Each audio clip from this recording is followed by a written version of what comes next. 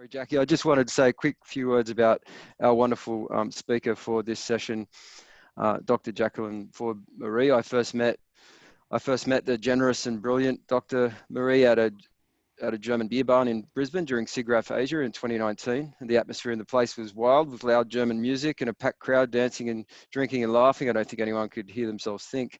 And I was late as usual, but was welcome to the table. Smiling, chatting, yelling people. Quickly had an enormous beer and an even bigger plate of schnitzel and sausage in front of me. And I was like, well, happy days. This Dr. Morie's okay. And then 2 seconds later, she insisted on paying the bill. So needless to say, my impression was basically, wow.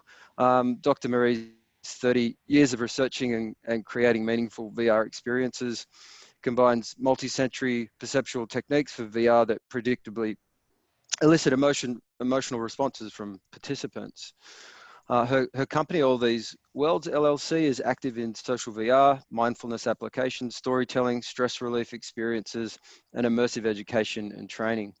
In 2016, she concluded a project for NASA called ANSIBLE, a full virtual world ecosystem designed to provide psychological benefits for future astronauts who will undertake extremely long isolated missions to Mars. ANSIBLE was tested in an analog facility called HISEAS in Hawaii, where a team of 6 scientists was sequestered for a full year to simulate the conditions of isolation on Mars, including long communications delays.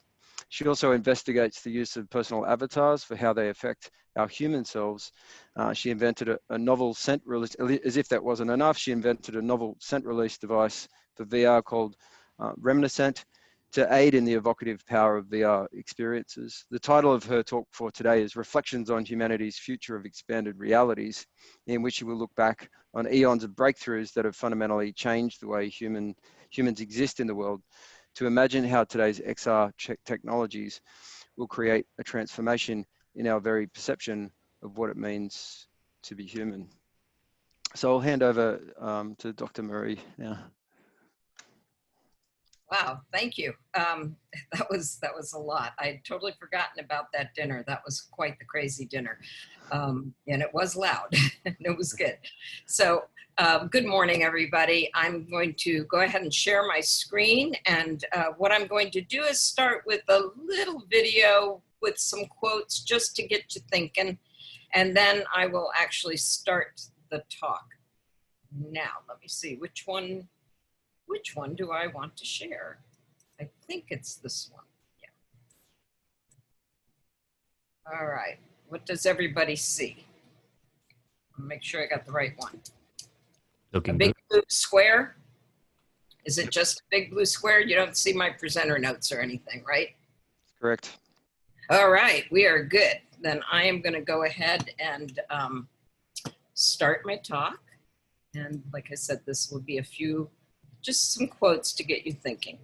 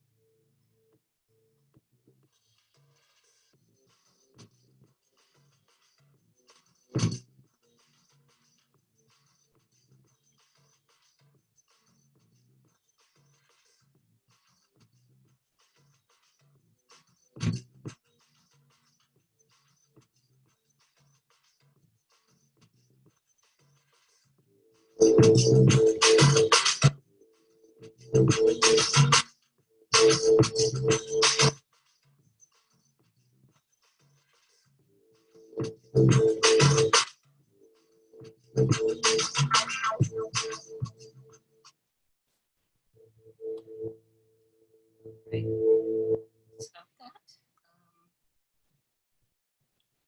All right, reflections on humanity's future of expanded realities. So this view of life, this one that we have now, is uniquely ours in this moment of time. It is the reality that we all share. However, what we know today is not what reality has always been. Reality is a moving target, a trajectory, never static. Think of all the realities that have been part of humanity as we humans have evolved and moved through time. We will explore some of these this morning. But we will do so in the light of this moment in time, the dawn of XR technologies. XR stands for the myriad types of technologically mediated realities, from augmented through mixed and into purely virtual realities. These realities are created through code, artistry, and other means to expand or enhance what we generally perceive to our commonly understood human reality. All these realities can be considered extensions of our normal physical reality as we understand it today. And yet, if our brain and our being perceives the extended realities through our sensory apparatus, then they actually become part and parcel of how we know and understand our world and are living in it. But what must be remembered is that each development of human history and evolution changes the reality that a human knows and understands. Over the centuries of human existence, so many discoveries have changed that very fabric of our reality, have woven new threads into an ever-changing tapestry. Our consciousness adjusts to these new thoughts, these new ideas, these new ways of being. They then become part and parcel of the human story, who we are, how we live in this world. They become our realities as we live them every day. Take, for example, language. Though it took eons to develop simple sounds into the communication tool we know today, there was once a time in human history without language at all. What would that reality be like? This means of communication, this spoken language, worked well for some time, but people found that it was often hard to exactly recall those words after they had been spoken. Thus, language was only as permanent in so much as people could remember or memorize what had been said. So about 5,000 years ago, which is not that long ago really in human history, the idea of writing started to take hold in Iraq and Egypt and other parts of the world. This written form of language then became the new reality of communication. Writing delivered an asynchronous and more lasting, permanent mode of communication, a new reality.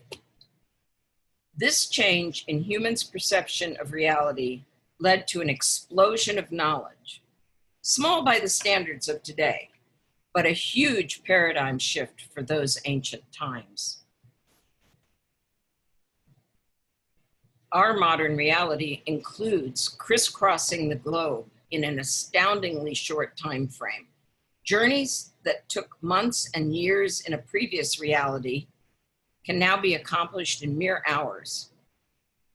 This change fundamentally altered our understanding not only of the space in which we live, but also how we define place, that meaning that we associate with our lived areas. From inhabiting a tiny corner of an immense globe, our view moved out and beyond what we could see in our small local circle. All the world was now available to us, a radical new reality.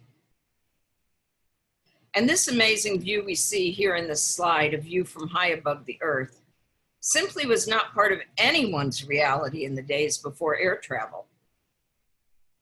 Today, we talk about the overview effect, that awe-inspiring view of the Earth from space.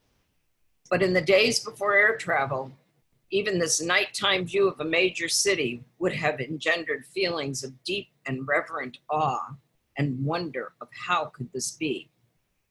This is seeing our place from an entirely new perspective, and it made for an entirely new reality for humanity. As little as 200 years ago, I might contact someone by writing a bunch of words on a piece of paper and sending it through a postal system, itself a very newfangled mechanism of communication. I would then have to wait for a response via another letter that would come back to me again in the physical mail. But 200 years ago, my reality was filled with wonder at how efficient this was, as opposed to having to travel somewhere distant to speak to an individual face to face.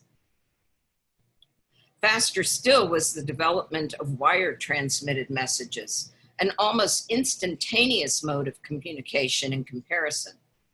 And then telephones, and now instant messages at our fingertips. And such instant communications is such a part of our everyday reality. Most of us could hardly remember ever being without this.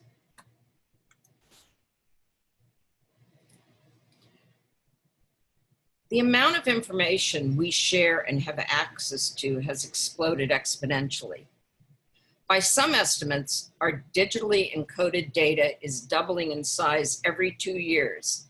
And by 2020, this year, the digital universe, the data that we create and copy annually, will reach 44 zettabytes, or 44 trillion gigabytes.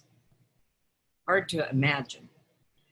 The Jesuit scholar Pierre Teilhard de Chardin said that man is psychically distinguished from all other animals by the entirely new fact that he not only knows, but knows he knows. And yet today we cannot know everything. So we store that vast amount of data so that we can access it. Today we do not need to know that information. We just need to know where and how to find it. That is our reality today. Teilhard de Chardin again envisioned an interconnected web of ideas founded on biological processes and situated throughout the globe. This worldwide mental sphere is growing and evolving and will form a unified global thinking layer, a super consciousness. He called this layer of thought the noosphere, an ongoing stage of human evolution wherein the increased complexity of biological processes and thought produces an increasingly complex level of consciousness, where, as he says, the internal private thoughts of isolated individuals are inevitably externalized and shared. We will all be connected in a web of thought. We are connected in a web of thought, just as biologically we have been connected in a biosphere of life.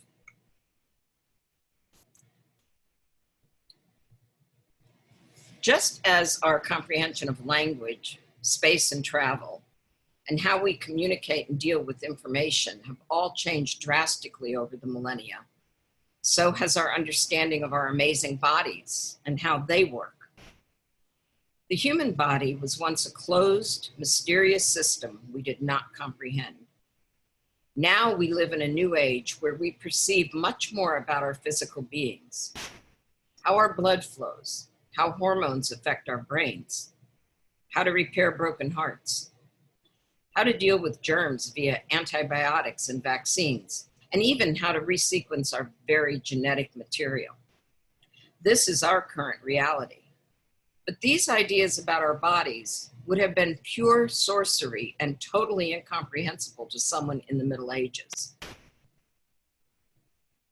There are, of course, so many more developments we could explore along the timeline of humanity's changing perceptions, changing realities, both large and small, from what we learn from and about the natural world to what we fabricate as an overlay to that.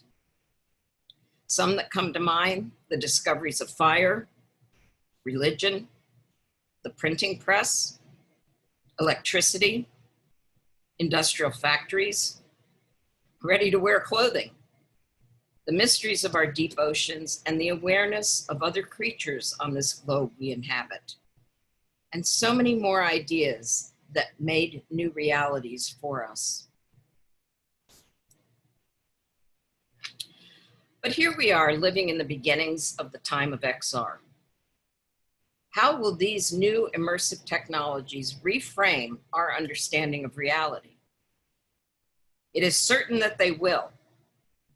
With XR, I can walk down the street and see visions in the air as if it was the most ordinary thing in the world. I can interact with these visions, make them spin and pluck information from them. I can follow them, be entertained by them, and let them lead me to my desired destinations. With some XR forms, I can emplace myself in a scene that has no physical equivalent and have a memorable experience there, as cognitively real as anything my body can undergo in the physical world. I can enter into a recreation of the past as vivid and alive as what is happening on my current city street. I can explore there, do research there, and learn as I live in these imaginary or recreated spaces, fully embodied. I can interact with highly realistic volumetric captures of people who may no longer be alive, their form, as well as increasingly other aspects of their very thought patterns encapsulated in an XR-produced reality. This new reality might even transform our current human understanding of life and death. Your grandchildren may never know a world without XR, never have to wonder what their great-grandfather would advise them, never have to imagine what it was like to build the pyramids, watch the rainforest burn, see the globe of Earth from space. And consider this, because much of the new realities of the future will involve real-time, personalized XR overlays. The person walking next to you on the same street may experience a very different form of reality than your XR gives you. How can we, as denizens of this current reality that we know and understand, even comprehend such a future reality? How will it affect us, and what will it change about being human? We can't really imagine this, but the amazing thing is that we are building it now.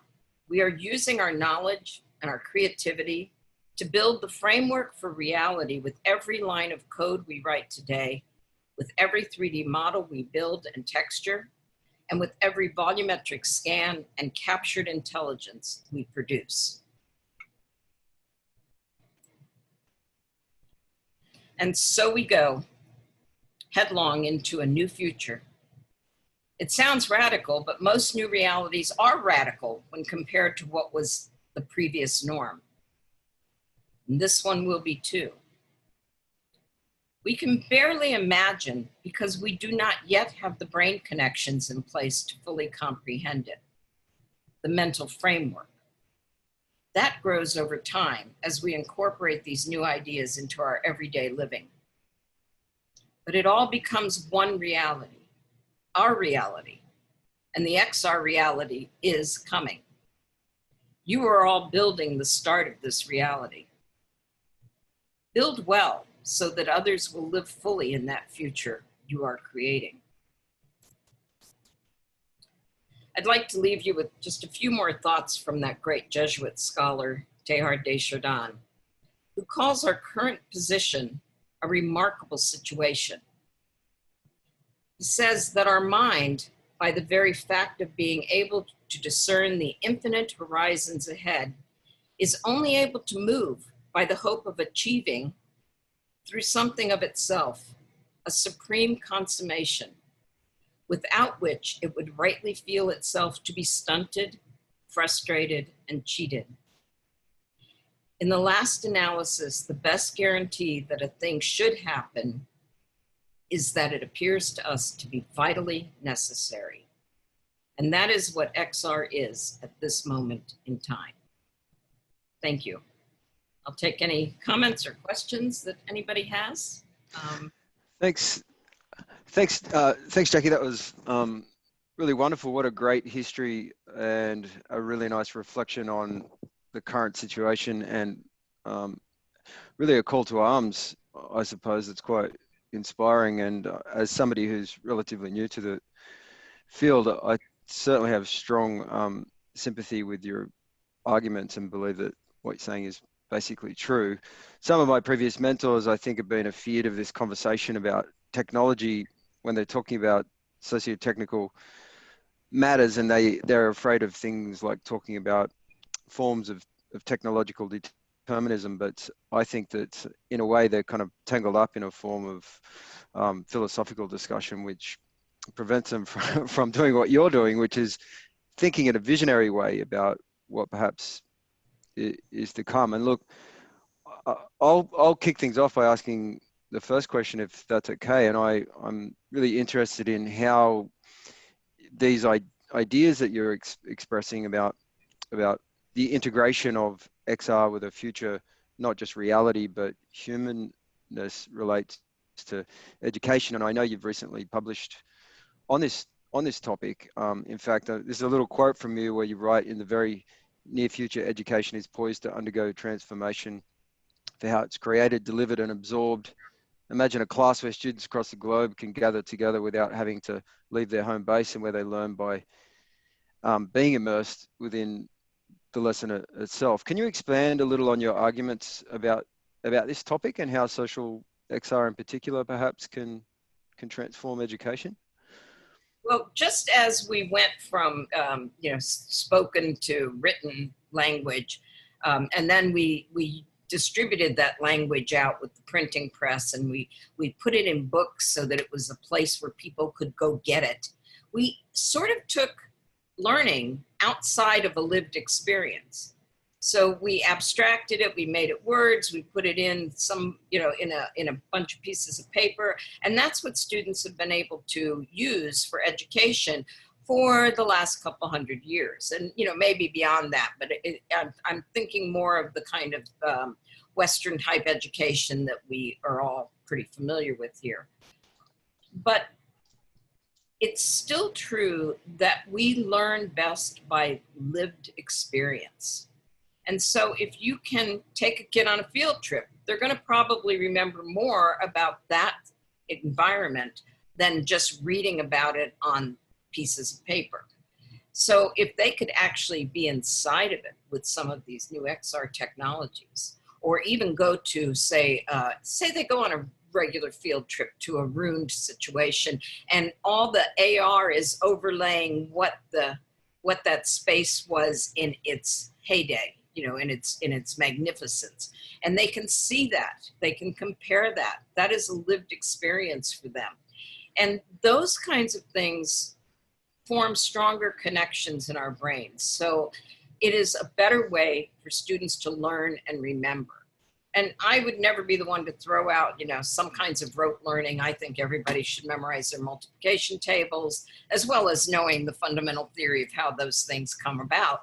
But lived experience is where I see education going. And so a lot of that is stuff we can't experience in day to day. So we're building the recreations of the past, the imaginations of the future, what it's like to live on Mars. Those are all things that I think are ripe for students of all ages to have at their disposal in the new era of education. Yeah, in your writing, you note that you're kind of inspired by your personal experience of being a particle in a particle accelerator, right? Yeah, that was fun.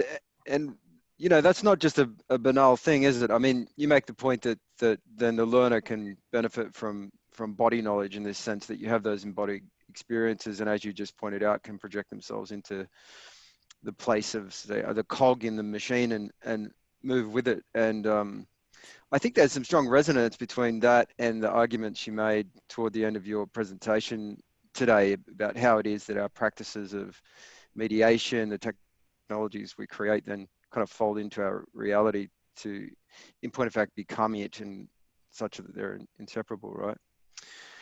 Yeah, well, I might open to the floor at this point in time and see if anyone would like to ask a question. You can either chat those through, or feel free, because we're a fairly small group, to open your mic and and ask a question. Okay, we've got one from Susan. I'll just read that one out. Who thanks you for your presentation, and says that she works in vocational education and training at TAFE here in Australia, and which is more workplace training, I guess you'd say. So she asks, how does Jackie and others see XR entering this space when digital technology and understanding access can be low? So I guess the question is around the challenge that's inspired by a lack of literacy on behalf of the students. Right, and also that access is critical. We are, we're at a phase of our reality where everything has to be a business that makes money. So your investment is based on what kind of return on that investment you can get. And things move at such a rapid pace. I mean, here we are 5, 6 years into what I call the third wave of VR. And already the headsets that we could actually use are being discontinued. And we've had 4 versions of Oculus headsets in the last 5, 6 years. That is kind of an unsustainable thing, especially when you're going in for training. And I think that we have to get past the idea that this stuff has to be a business that makes money, because it is almost like a public service in some ways. So we need to have things that are stable over many years so that we can get this training out, workplace training, vocational training, training for sensitivity, and diversity training, that type of thing. That is really hard to do when people can't get hold of the equipment, or the equipment goes out of date in a year, or has to be updated every week when you're using it. So this is what I think is the biggest problem right now. And the way we think about the technologies has to change. But this is true of, I believe, everything on the globe. We have to stop being a consumer-based capitalistic society. We have to start putting resources into what benefits the public. This is a tool, XR, AR, VR training, that's being used now, but it's being used mainly by people who have the money to do it. We just finished a personal protective equipment thing for the Mayo Clinic. And it's fine, it's not a great thing, but it's not gonna get out to a lot of people. And that's the sad thing, and we're actually doing a study. So we're still in that kind of liminal space between, we came up with the equipment and stuff, well, started 30 years ago, and now we can really use it, but everything keeps moving so that it's obsolete before we get a chance to even deploy it on the kinds of time cycles that education has. So we're still needing to do research. So that's the other part of this. So that thing that we did, the PPE training, we're putting it through a study, and the study will tell whether the VR is better. Now, I think we're going to find out the VR training is better. And what you can also embed in that is embedded assessment, so you don't have to ask questions or take a test at the end of something. So we're at a cusp, but it's going to take the world changing to be able to use this technology as a public good. Does that answer your question, Susan? Feel free to turn your mic on and respond. Yeah, and if I've missed something, let me know. Yeah, and I know you guys at the TAFE are doing some amazing work, certainly adapting rapidly to a new learning environment. In fact, there are those who would argue that the TAFE are kind of the sector leading institution in Australia at the moment, with good cause. Thanks. Can I ask a question, Ben, about just following on from Jackie's answer? Sure. Jackie, talking about the hardware, but what about the software? And because it takes such a lot of effort to create software, and I've been doing a literature review lately, and lots of software has been created, but I haven't seen it being shared. It's kind of, we put so much effort into the software, and it's kind of tightly held, and a few people have shared it around, but really for other people to kind of stand on the shoulders of giants and extend and build like you've seen in open source and Linux and things like that. I think that would be a really great thing for us to do in VR, so that we could share all this investment of time and effort and then extend each other's works. Absolutely. Open source is something I would promote highly. I know when I started VR and then this third wave came along, people said to me, well, can we try your VR that you made in 1989, 1990? And I said, no, that software doesn't exist anymore. Those machines don't exist anymore. And they went, well, then it doesn't really exist. What you made doesn't exist. And, you know, they have a point, because you can't get back into it. And it's interesting to think how long the tools we have today are going to still be around. Now, I think game engines are pretty cool. Unity and Unreal are giving us a real leg up on creation tools. But I do think where it's going, and this is partly because of the fight between Apple and Epic, with, you know, with the Fortnite game in-game purchases and Apple taking 30% of those. That is pushing us towards something that people are starting to call web-based game engines. And once things are out there on the internet, they're going to be much more open for people. I'm teaching my VR class this semester in Mozilla Hubs, because everybody can get to it and they don't even have to have a headset. But they're building in it, and they're bringing, you know, everybody's coming into the worlds they're creating. And it's not great yet, but it's as good as what I was using in 1990, and a lot less overhead. They don't have to code anything. So I'm a firm believer in open source in all of this stuff. This is public stuff. This is public good infrastructure that we have to be able to keep going. Like the internet. The internet was put out there for everybody. It wasn't held behind paywalls and stuff, and we really have to come to that conclusion. It's going to take a big paradigm shift, but I'm so with you. And, you know, we've got to build on it. HTML5 or whatever we're coming up with, it's got to be widely available, widely accessible. And so lots more people use it. And then we get, you know, what we got in the desktop publishing revolution. We get more eyes on it, it becomes more useful, and it becomes absolutely necessary. We can't do without it. And when it gets to that point, then we've got a fighting chance. Mm-hmm. Thank you.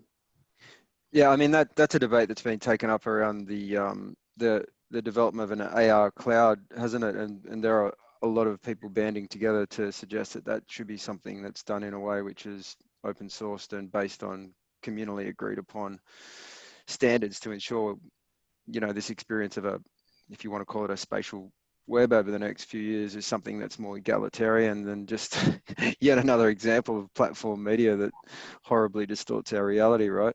In a negative sense. I've got another question from the chat from Stuart McBratney, who's one of the lecturers here, I think in Transmedia. Stuart, is it? That who says that was excellent. Thank you, Jackie. How many years are we from being able to chat with a 3D Einstein or late grandparent in our living room? Well, late grandparent, maybe a couple more years, but you could chat with the 3D Einstein now. There's a wonderful little company called Science VR, and they have immersive learning lessons where you can talk to Ada Lovelace or Michael Faraday or Einstein, or even sometimes in conversation with each other, which is really cool.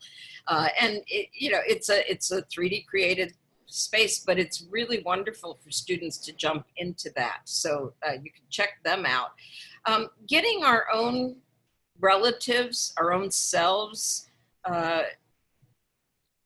captured in a way that makes it useful for future generations.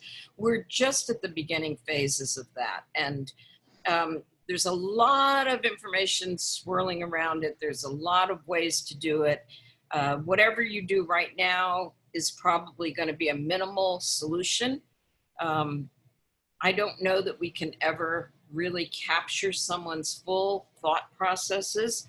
And it may be like they have done for the Shoah Foundation. Paul Debevec did the capture of some of the Holocaust survivors. And what they did was capture thousands of lines of responses to questions, so that when you now interact with these Holocaust survivors, it looks like they're absolutely answering you, but it is a form of AI and search for the correct response. And they've made it so that they don't repeat themselves. And that's what we've got right now for state of the art. So it's not simple, it's not immediate, it's quite costly, but we're starting to capture some of these important people. And eventually that stuff trickles down. I mean, right now you can walk into a 3D scanning booth in Beverly Hills and get, for $100, get a full scan of your body that you can use as a digital avatar, and also get a little statue made of yourself. So, you know, you can walk off the street and do this. I can't believe that. I mean, that to me was just like magic 10 years ago. So it's coming. It's better right now for us to build the characters that have existed but are no longer with us, just to build them as a scripted kind of situation. But eventually it'll get more interesting. Yeah, I mean, that in the context of social XR, especially social VR, the questions that emerge around the development of photorealistic avatars are obviously pretty tricky, pretty complicated ground in terms of a range of different issues, like, you know, revolving around sociality, body image, such things as self-apprehension, and the impacts of those, especially as we see big tech such as Facebook start to develop technology like their codec avatar, which they purport to be able to, you know, build a 3D version of you based on machine learning driven by images that they've either gathered of you or you've shared over time. They did that one. McInnes and company did the David Bowie one, and that wasn't even the intelligence, really. It was just from a certain time period, the 2D images that they then made into a 3D thing. You couldn't interact with David, but he could be performed, and he was like 6 feet tall. So it was very, very interesting. And when we can get that to be, the whole thing about the machine learning and pulling everything about you from your social media, to me, is something we really have to look at carefully and really think about the ethics of that. Because those algorithms that do the machine learning, somebody's making them. So they're potentially biased to start with. I don't know how you get past that, but the ethics of it is a big concern and something that should be part of every curriculum. Absolutely. Great point. So I'll go to another question, one from Andrew Burrell from UTS in Sydney, who writes, thanks for your presentation, Jackie. If my understanding is correct, the inverted commas XR produced reality, end quote, that you describe exists behind a form of event horizon that we can't quite comprehend beyond. So in that context, I wonder what for you makes this XR produced reality, inverted commas, vitally necessary? Or what can we currently comprehend of this reality that leads to believing in this being vitally necessary, or a vital necessity? Yeah, I think that, you know, that goes back to Teilhard de Chardin's thing about humans always forging ahead to create these new expanded aspects of being human, the way we relate to each other, to our planet, to all kinds of things, how we communicate. And the vital necessity, I think, is what he's saying, is this drive that we have to keep advancing. And you know, for me, I could live without XR technologies for the rest of my life, because I spent the first half of my life without them. I don't know if I could live without the phone, and I probably couldn't live without the internet now. And so these things have become vital and very necessary to me and to the way I want to live and the way I live now and the way I interact with the world and others. So, you know, vitally necessary, nothing except food and air and, you know, housing, some of that, the Maslow's hierarchy. That's what's vitally necessary. All of this is sort of the dressing that we put on it that makes life maybe easier, gives us more information, gives it to us faster, makes us integrate with our surroundings in a new reality.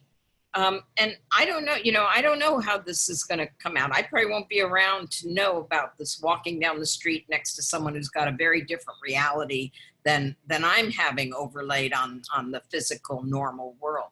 So vitally necessary is Teilhard de Chardin's phrase. And all I can think is that it's that drive that humans have to always go further, to make more, to do more, to find out more about how we can live in what we've been given.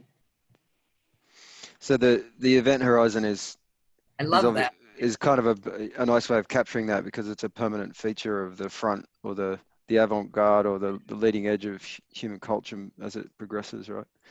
Right. And there's what I love about that is it's kind of it's optimistic, but there's also a certain, there's a certain violence baked into it, which is, I think, kind of pragmatic.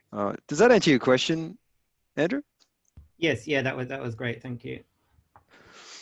Great, thanks for the event horizon line. I love that. Yeah, that's nice. Okay, well, we might go to the next question from the chat. That's from Bruce. And Bruce, I believe you're in Malaysia, who writes, "Good morning, everyone.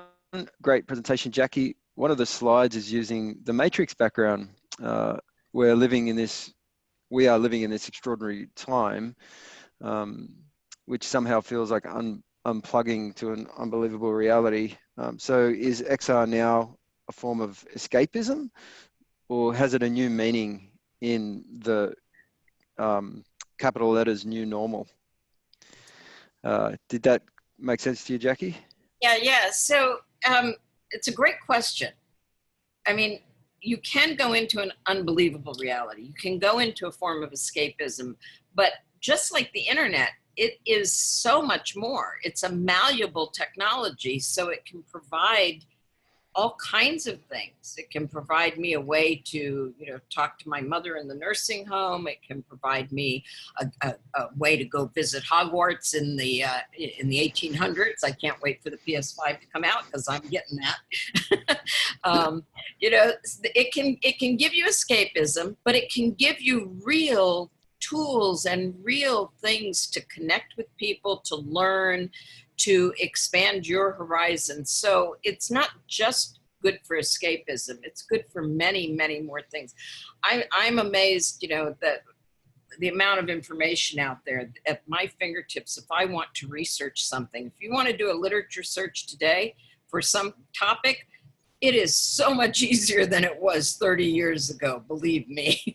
I spent hours in libraries and looking at crazy law databases to find stuff for my first thesis. And it was painful. It is not so painful now. It's only painful in the fact that there is so much of it, that we have to be a little more attuned to what is meaningful to us and what isn't. And with doing all that, maybe we need a little of the escapism that XR can provide. But it can also, overlay a street in Paris and tell me where the nearest seafood restaurant is, or who has the best croissants for breakfast, So it can, just like maps helped us figure out the territory, XR can help us figure out the territories of modern life. Oh, speaking of nice lines, I think you've just won there, Jackie. That was a great one. Z's got a question for you, but he's going to ask it himself. Go for it, Z. Okay. Go, Z. Thanks, Jackie. Some time ago, you mentioned about the ultimate selfie. Could you discuss more about this? And I think Morie might be very interested about this. And Morie's working on her late part of the PhD with Mark Billinghurst, and I've seen Morie's work, and I definitely think this is an interesting topic. Well, the ultimate selfie was taking that one thing I mentioned about capturing a human in all of their, in all of their fullness of their humanity. We can now get a volumetric capture of them, so we can get them looking pretty good. You've seen the 2-pack holograms and stuff, and we're much beyond that.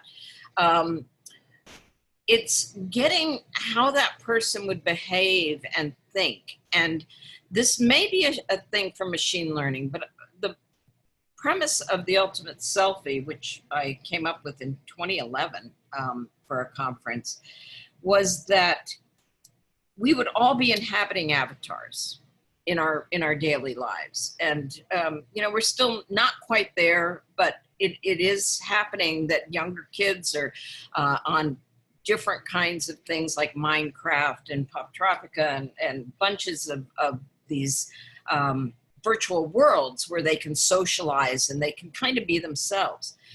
If there was some sort of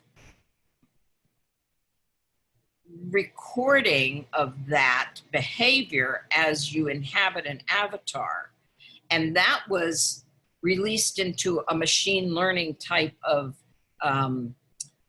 system, that perhaps we could get the behavior and the thought processes of a human throughout their lifetime in a way that it's kind of a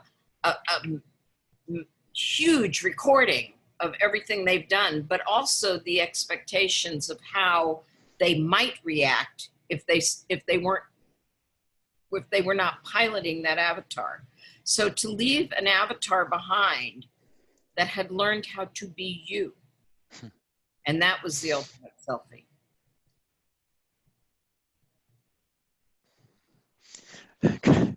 Great answer. Morie, would you like to respond? You have a question, I noticed. Would you like to follow up about your research there? You're muted. Thank you, Jackie. It's very interesting. Of course, when we start thinking about the ultimate selfie, I guess it's a way of preserving ourselves. We start to deal with life and death issues, don't we? Yes. About all of that.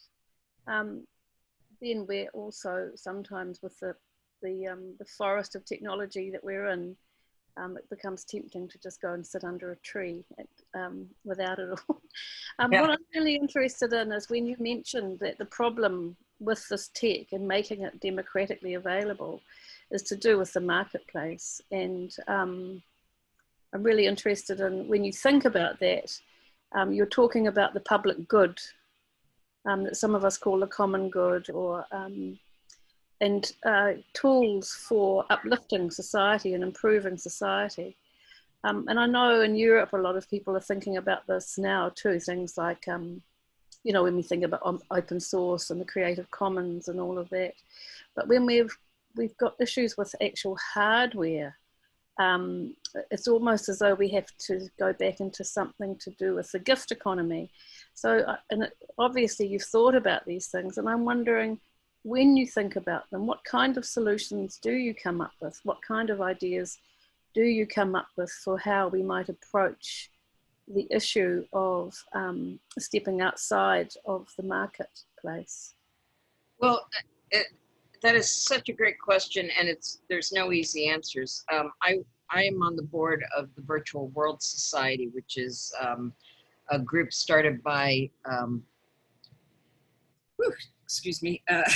Mark Billinghurst's teacher, Tom Furness. Yeah, Tom Furness.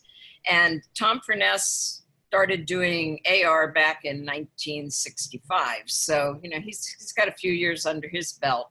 And all he wants to do in the, time he has left is to use these technologies for good. So the Virtual World Society is all about promoting and helping and sparking ideas for how to use the technology for good. But to really get to an answer to your question, it's going to take a critical mass of people that believe that this is in the best interest of humanity. It also means that we have to find people with a lot of money to do funding, not to make more money for themselves, but to give back to the world, give back to others. And that is a steep hill to climb. But that's what we have to do, I think, until we change the way that capitalism works in the global economy. We have to get people who come behind and help us buy the new hardware for something that is for the common good, because right now we know it's not going to be around very long. So we've got to figure out ways to do that, to get people to believe in this enough to help fund it, so that that whole critical mass of VR for good gets better and higher and more people involved, and we find ways to support them. So Virtual World Society is pretty much free to join. We focus on really good stories about what people are doing for good. We just did we just had a young kid do a Make-A-Wish in Seattle to be a superhero in Seattle and to go save the city. And he did that with VR, and he loved it. So, you know, making the world better a little spot at a time. So it's where things, I think, have to go, but it's going to take a lot of people to get us there. We could circulate the details of the society to the participants. We'll track those down and share them. But Morie, did that answer your question? Oh, yes, it did. Thank you. We have a slightly more light-hearted one now from Richard Thorpe, which is what's it like working with NASA? All righty, that's a great one. And I'll tell you why it's a great one. Because NASA is the 1,000-armed octopus. And so nobody works with NASA. You work with some division of NASA. And so the division that I worked with was the Human Performance Division, which has, in the days since I did that project for them, has changed hands 4 times.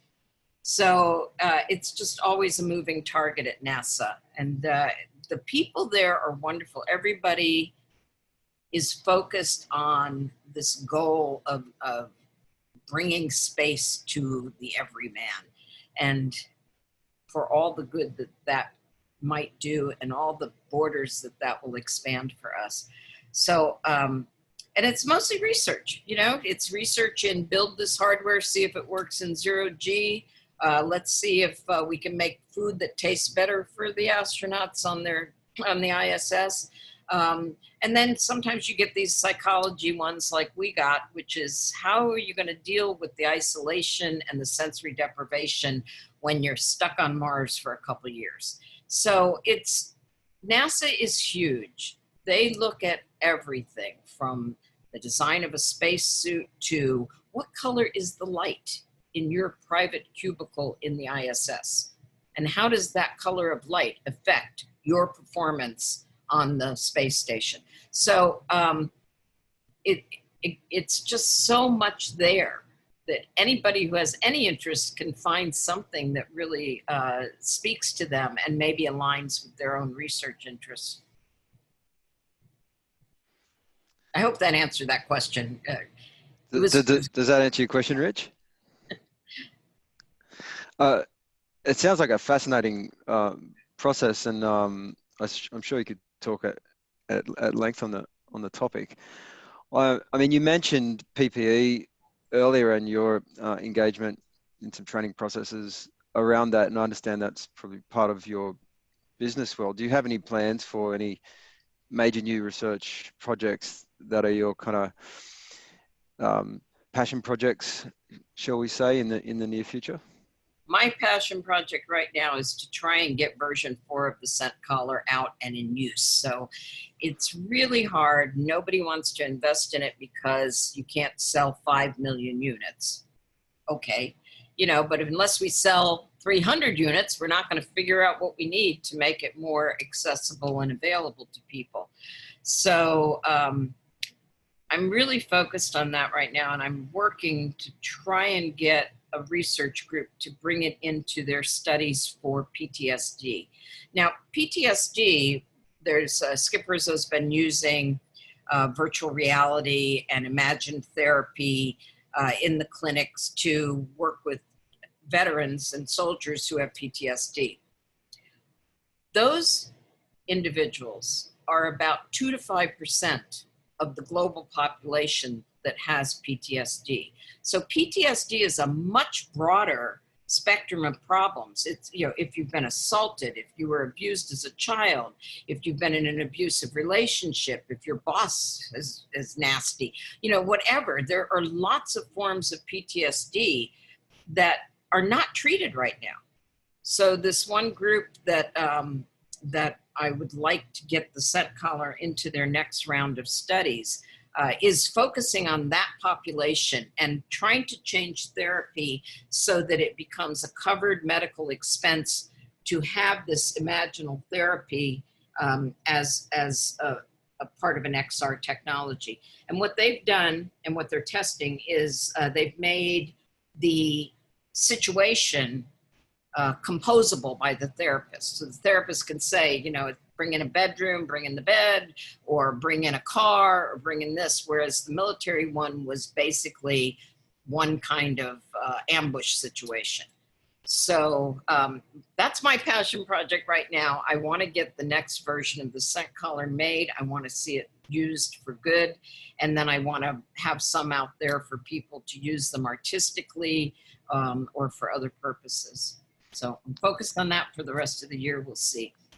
Fascinating. Myself and a psychologist who's here with us today called Jacquelyn Morie, and Z, who you know, along with Richard, who just asked the question about NASA, are trying to do some research in a similar space. No scent collars, but some more sort of fundamental attempts to translate research, in particular Jacquelyn's research into compassion-based therapy, into clinical tools for psychologists, which they are able to use in a more versatile setting. And Richard's doing something similar in his PhD, who has a background as an engineer. So I know we're all pretty excited about those ideas. We'll have to stay in touch about the scent collar. Yeah, I love the compassion-based idea. And I can show you a little bit about the scent collar. Just real quickly, I'll share my website. You have to hit the share button. Okay, let's see.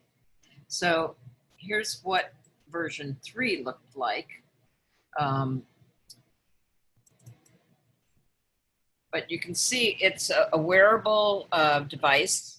It does not spray anything at you. It works on what we call molecular drift, which is you put a little bit of scent material, which is like on a filter disc like this. Usually it's a designed oil or some other vehicles, and there's a lot of scent designers out there now. That is an industry that has been democratized and is actually really wonderful that it's kind of opened up past the perfumery houses who kept everything so locked up. But you just put your scent material on this little filter disc, you put it in this cartridge module, snap it together, and then those go onto this collar. This is a hand-sewn collar. There's a circuit board that controls up to 10 of these modules.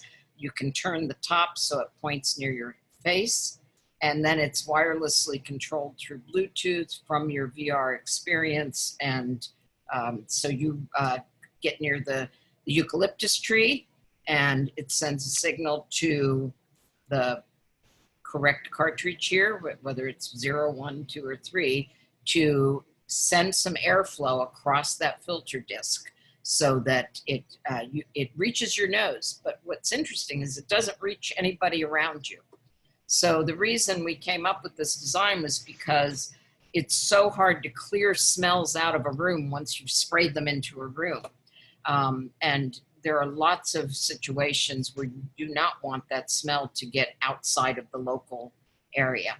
So this is a little bit about the scent collar. That was to answer Z's question. I could see how you could use that in a therapeutic context to create a multi-sensorium-based tool where people are engaging in mindfulness, for example, or any other kind of psychological therapy. Yeah, for sure. Nick has a question. Nick, would you like to jump in and ask that yourself? Hi, Jackie. Thanks. What a start to the symposium. My neurons are firing. I hope they can keep this up for the whole 2 days because they're just firing so fast and furious right now. So thank you. My question is, I sense this theme coming out in your talk about perception of consensus, so that there'd seem to be an assumption that there's a consensus, a shared imaginary, that we with our contemporaries share a perception, and we have certain similarities there. So that my first question there is, how sure can we be about that? There must be divergent experiences and divergent realities in the contemporary moment. But then the flip side to that question is, there was another assumption in your talk about perception, that it changes over time. So that the assumption is that we're different to our ancestors, to people who've perceived in the past. And so how sure can we be about that also? Maybe we're more similar to people in the past. I think there are very core things about being human that we can trace back through millennia.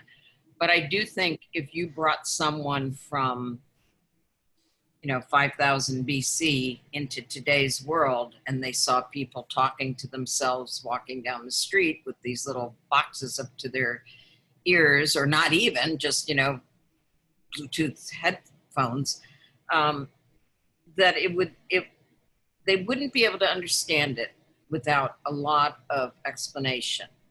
And I think that's what I mean about we adapt the things that are around us into our reality. So my reality as a child was, wow, we got a TV. We didn't have a TV. We got a TV, and we got a phone on the wall.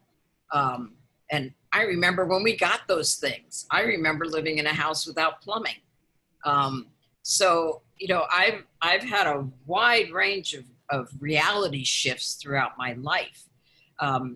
It's hard for some people to do those. So you talk about the digital natives, and then there are people that have jumped onto technology in later years and found it perfectly fine, like me. So I've been kind of working in this.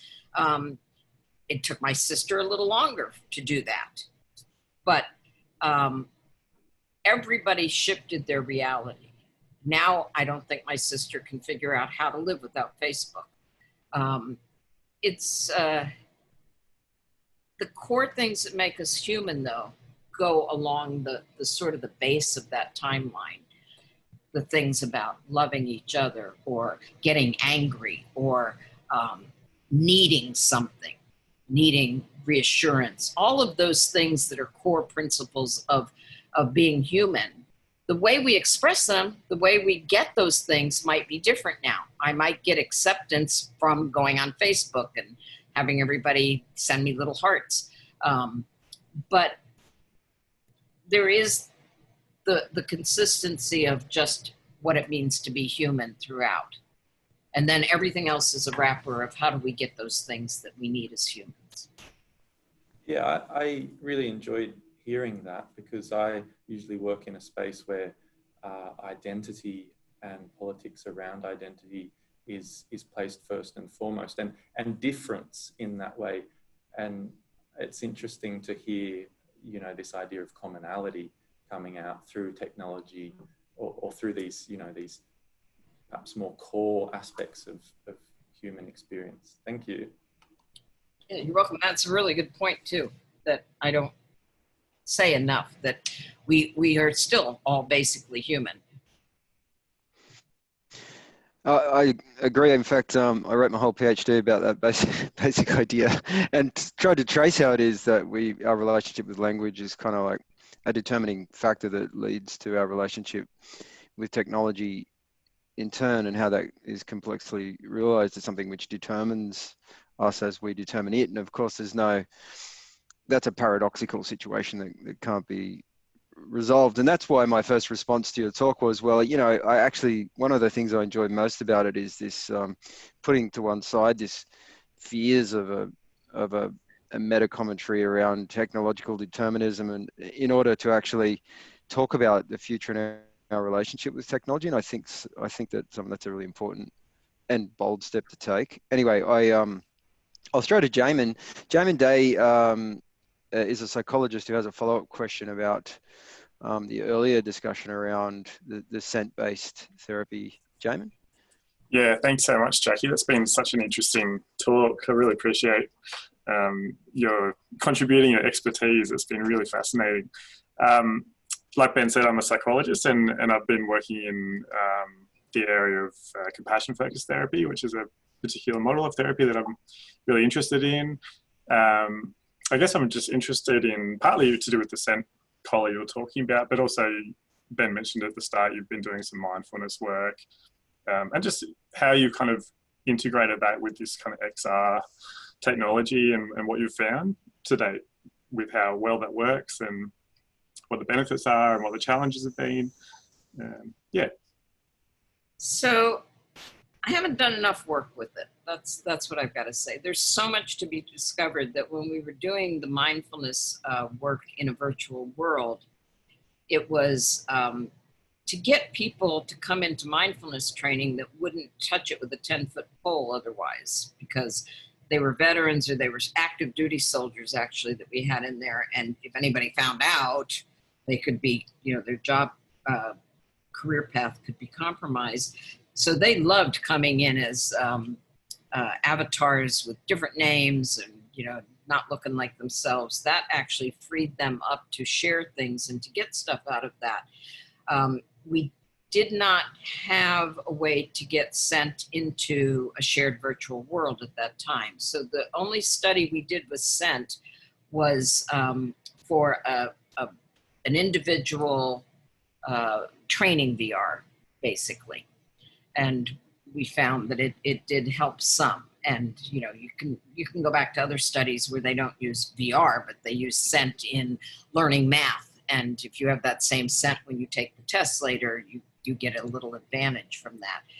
Scent is not well understood. It needs a lot more studies. And I haven't been in a research lab for 8-9 years now, maybe not that long, but it seems like that about that long.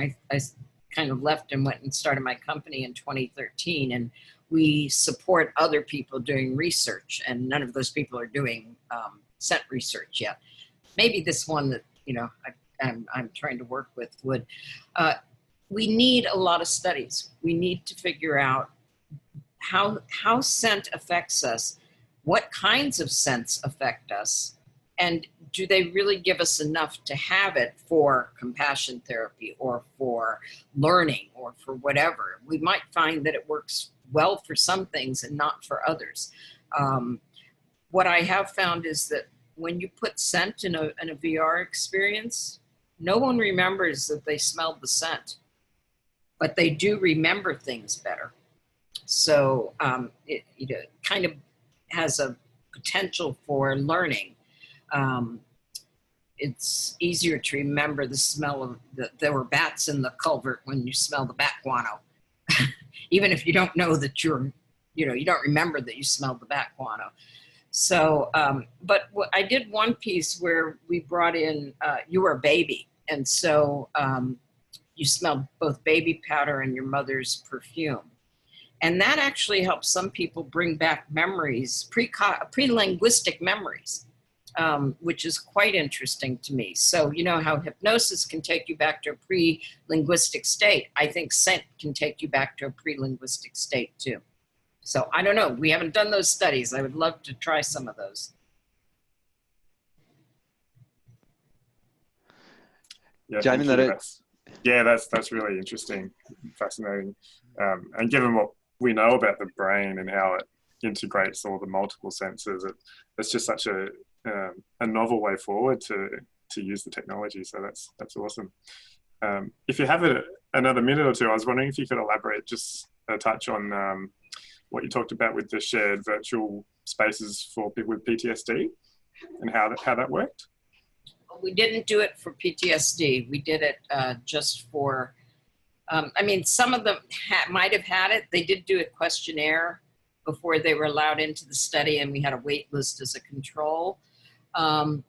There are some papers that if you email me, I can find them and send them to you. They're pretty much primarily authored by Valerie Rice, who was the head of HRED at Fort Sam Houston, where she ran these studies.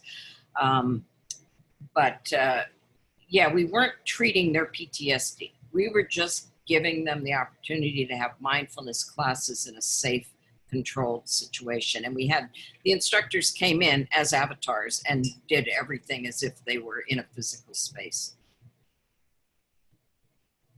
Thank you, that makes sense. Yeah. So Susan's chimed back in and is wondering how it might affect people with synesthesia, which is a really interesting. That's a fascinating question, and yeah. I have no idea. It's hard enough to figure it out when you know what it's supposed to do, and if the wires are crossed and you're smelling colors and you're hearing mathematics, I don't know. The scent of war, that's kind of tied in with other things like the fog of war. It's probably one of the most intense situations that a person can undergo. And I just don't think we've done enough to figure out how we can use scent with that alone, let alone with synesthesia, which is its own absolutely fascinating topic. Yeah, what a great way to finish. I think at that point in time, we can sort of segue into a thank you to Jackie. Thanks so much for a really thought-provoking talk. And you've certainly inspired a hell of a lot of really challenging and interesting questions, and that was really a satisfying discussion. So thanks everybody for engaging so actively in that. What a great way to start the symposium. I've shared screen with the